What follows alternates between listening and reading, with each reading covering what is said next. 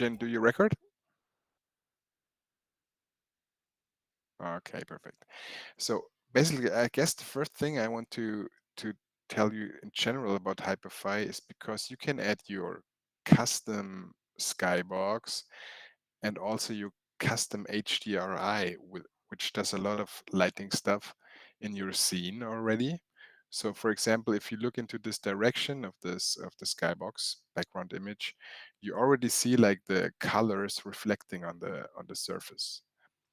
And it comes directly from the HDRI, which is like does a lot of for the mood, in my opinion, because you can make you can make a pure pitch black night, or you can have a vibrant, colorful environment, and the reflections and the lights come straight from this image, which you make an HDRI conversion, and then you can use it in Hyperfy straight away, which is, I think it's great. I guess a lot of other platforms don't have that as far as I know. But it's basically how I start with lighting in a scene is choosing the right HDRI for the general mood of stuff. Okay, that's the first thing I always want to tell people about lights and scene building is this powerful tool. So when it comes to audio reactive stuff, there's only two things you need to prepare in your 3D model to use it in Hyperfy. And one thing is that you choose a material which you want to emit. Okay, in this file here, I choose the blue LED lights and I named the material blue. Okay, so you need to name it, and you can remember the name later because you need it in the app. And the second thing you need to do is give it an emission color. Okay, um, and that's it. That's the two things that your asset needs to have when you import it in Hyperfy that it works with the apps. About the emission strength and everything, you don't need to take care of that right now because you can do it later in the app in Hyperfy itself. Okay, so if you have a big Vox model, whatever, and you have a certain color you want to emit or be audio reactive or whatever, you can just look up the name of the material and remember that, okay? And it's important that you turn on the emission color as well for that object. So basically, by default, this emission box is black. That means it has no emission. So you just have to turn it on and give it a color. Okay, this is Blender. I think with most other software, it has the same. I think also Magica Voxel has the same thing. You can have emission colors. And for that, you would just need the name, okay, of the material. And that's it. So when you come to Hyperfy, the first thing you do is you add an audio source app. In this case, I choose the audio app itself, which can handle MP3, but you can also use a video app or a live stream app. They all work with the audio reactive apps, okay? But I choose a normal audio app where you can add your MP3, and there's this label tab where you should give it also a name. And just kind of choose just music. So label this MP3 with a name, and that's about the other stuff. You don't have to take care of that. Really, you can have the audio spatial, or you can have it looping. You can have it autoplay if you want or not. That doesn't really matter. So, and then the next step is you add an audio bridge app. Okay. And the audio bridge connects to your audio source. So there's a source tab where you choose this music app you just implemented. Okay. Just a drop down menu, and you will find it, and you will just assign it to this bridge. About frequencies and threshold ratios, I would start with the default settings that are in the app. You don't have to really handle them at the beginning. That's something to play with later. It's about like sensitivity of the lights, how fast they respond to bass or whatever. Okay. So, and the bridge should also have a name. And I call this now here music bridge. Okay.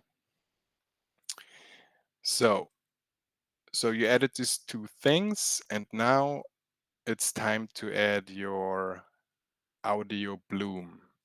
And what the audio bloom app actually is, it's the model you created. In this case, it's this light here. Okay. You just load the GLB file into the app, and as the bridge, you choose the bridge you just added before. It's actually, because it's straightforward, because if you do these steps, there's only one option to add one thing. It's the thing you added before. It's not like you have to find it or whatever. It's thereby, it's automatically just in your app then. Okay, it's easy to find. So you added your light model and assigned the bridge. Then you give it a factor, which is actually the emission strength. Okay, how like bright the lights will emit. So if you did these three things, then you end up with having this,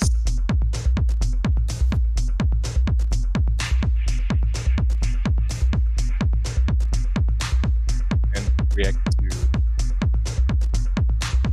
the audio. Okay, hello. If you look over here, this is what you have if you have the first three apps installed. Okay, it's already working. So, but in addition to this, what I can always recommend, or what I do, is like, you also want the model to light your scene as well, and that's when you choose an audio light to extend or to draw your lights into the scene. Okay, so you add an audio light app,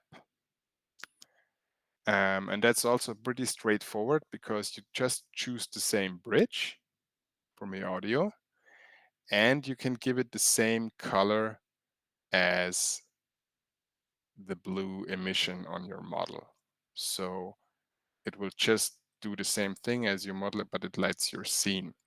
You can choose between two different types of lights. One is point light, one is area.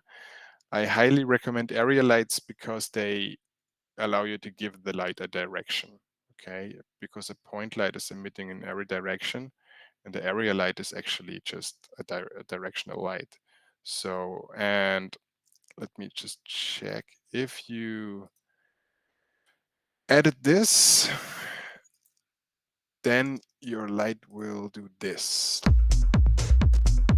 Okay.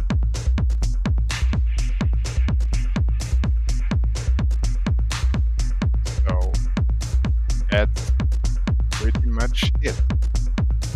To have audio-reactive lights. And the next thing is, you should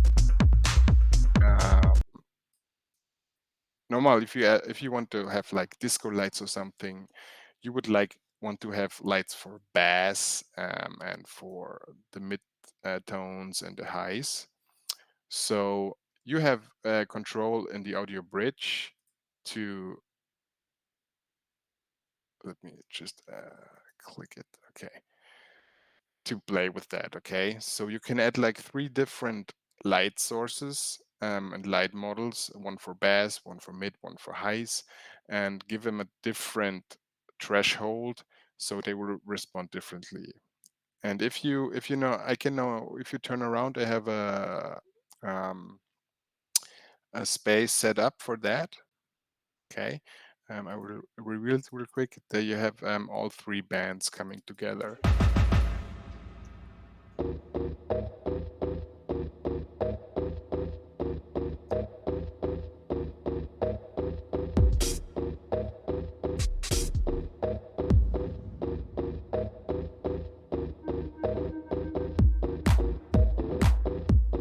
they overlap.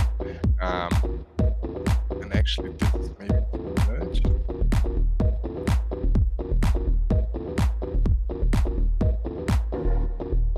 So, and also really a nice feature is you can have this effects also on models that you can use in other apps as well. For example, this glow stick here. Just take it in your hand and it will be audio reactive. And if you add it to the Audio Bloom app, once you did that, you can reuse the same GLP file all over the place, like many different other